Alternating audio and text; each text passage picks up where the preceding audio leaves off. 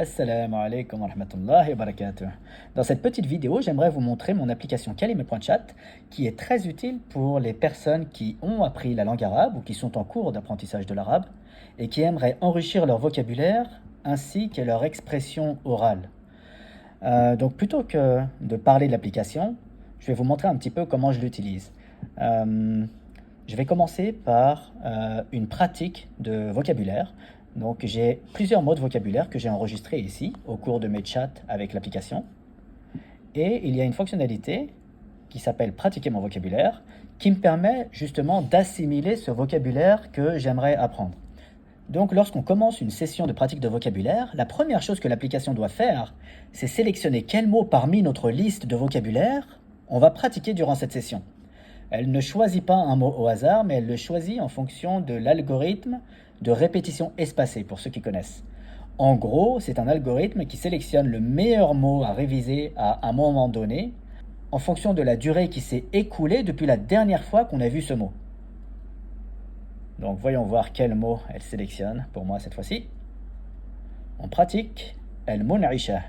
Alors si je me rappelle plus ce que veut dire ce mot, il y a cette petite icône là qui me permet de revoir les détails de ce mot. الجو حار اليوم في الجزائر.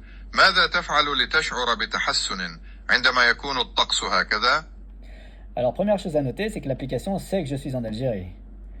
Donc maintenant, si je me rappelle plus de ce mot-là, je peux cliquer dessus et voir ce que ça veut dire. Al-mun'isha, c'est la rafraîchissante. Donc mun'ish, ça veut dire rafraîchissant. Lorsqu'on a un mot enregistré dans notre liste, on peut voir plein de détails à propos de sa signification, à propos de sa racine, comment est-il utilisé dans différents contextes. Par exemple, ce mot-là, al-mun'isha, peut être utilisé dans des contextes alimentaires, dans des contextes environnementaux et climatologiques, pour des activités ou des expériences. On peut ensuite voir les différents pluriels qui existent pour ce mot. On peut voir la racine du mot, des synonymes. La chose intéressante lorsqu'on voit les synonymes, c'est que souvent les synonymes ne sont pas des synonymes parfaits.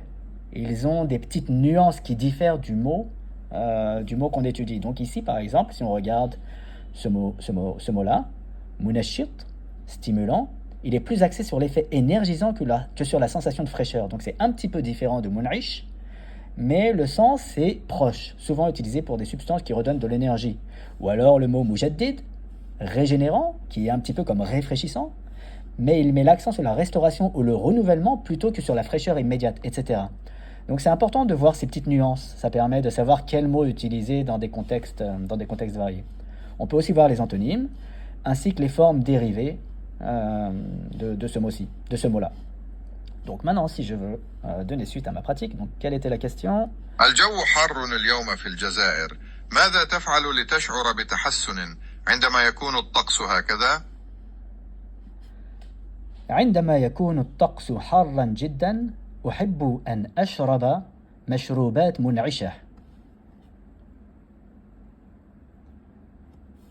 Donc l'application détecte ce que je viens de dire, l'écrit, et ensuite je peux soit la corriger, soit annuler pour enregistrer un nouveau message, ou soit l'envoyer. Si je l'envoie, il regarde si j'ai fait une erreur ou pas. Si c'est vert, c'est que j'ai fait مشروبات aucune erreur. منعشة فكرة جيدة جدا للتغلب على الحر. أي نوع من المشروبات المنعشة تفضلها؟ Donc comme je disais, l'application corrige nos messages. Si c'est vert ici, ça veut dire qu'on n'a fait aucune erreur. Si c'est rouge, c'est qu'on a une erreur. Quand c'est rouge, si on clique sur l'icône rouge, alors on voit exactement quelles erreurs on a fait et il nous explique ce qu'il aurait fallu qu'on dise pour ne pas faire la même erreur. Il y a aussi cette petite icône bleue à côté là qui permet de voir d'autres façons de dire, d'exprimer la même idée. Donc c'est une manière assez efficace en fait d'apprendre à mieux formuler nos idées en arabe. Parfois, il y a des façons dont on parle en français qui ne correspondent pas, qui ne peuvent pas être traduites littéralement en arabe. On a besoin de formuler les phrases différemment. Donc cette petite fonctionnalité-là est exactement là pour ça. Elle nous montre différentes façons de dire la même chose. Par exemple, j'aurais pu dire « في الطقس الحار جدا استمتع بشرب المرطبات ». S'il y a un mot qu'on ne connaît pas, on peut cliquer dessus pour voir sa signification. Et si je veux enregistrer ce mot dans ma liste de vocabulaire pour une pratique ultérieure, je peux simplement cliquer sur cette icône. Et ce qui fait que la prochaine fois que je demanderai de faire une pratique de session de vocabulaire, ce mot sera un mot potentiel pour moi à pratiquer. Donc voyons voir si je fais une erreur. Pour ma prochaine réponse, je vais mélanger le français et l'arabe. Donc forcément j'aurai une erreur puisqu'on doit normalement parler qu'en arabe et l'application me montrera l'équivalent du mot arabe que j'aurais dû utiliser à la place du mot français. Donc qu'est-ce qu'il me disait d'abord? رائع مشروبات منعشة جدا للتغلب على الحر أي نوع من المشروبات المنعشة تفضلها أفضل le mojito أجد le mojito منعشا جدا. Vous voyez là, أفضل le mojito, donc j'ai bien mélangé le français et l'arabe. أجد le mojito منعشا جدا. En voyant ça, فهمت. الموجيتو مشروب شعبي جدا. هل تفكر في أن تعمل شيئا آخر يعطيك هذا الشعور بالانتعاش، ربما مكان معين؟ Donc avant de continuer, laissez-moi vous montrer un petit peu ce qui se passe quand on clique sur le rouge. Donc il me met le mot que j'aurais dû utiliser, el mojito. Mojito. Donc apparemment il y a plusieurs façons de dire le mojito. Il y a el mojito et il y a aussi el mojito. Et je pense qu'il y a aussi el mojito. Vu que c'est pas un mot arabe, bon, on peut comprendre qu'il y a plusieurs façons de le transcrire.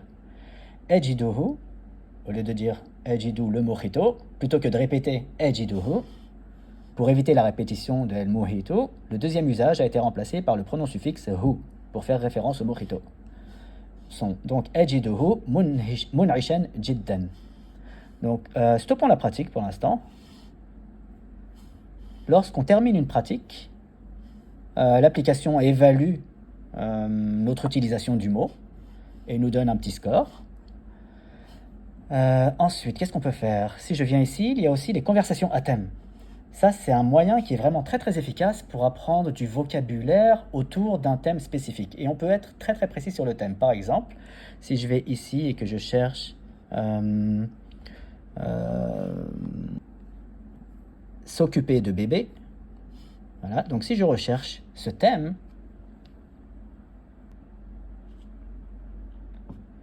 je peux voir beaucoup de vocabulaire en relation avec ce thème bien précis. Donc le changement de couche par exemple, hifadh pour une couche, manadilu muballala, des lingettes humides, etc. L'heure du repas, al-halib, mariala, l'heure du bain, l'heure du coucher, jeux et réconfort, etc. Et ensuite, je peux sélectionner les mots que je veux pratiquer. Si je veux pratiquer par exemple juste ces deux mots-là, hifadh et manadil muballala, donc une couche et des lingettes humides, je sélectionne ces mots-là et je peux cliquer commencer la pratique.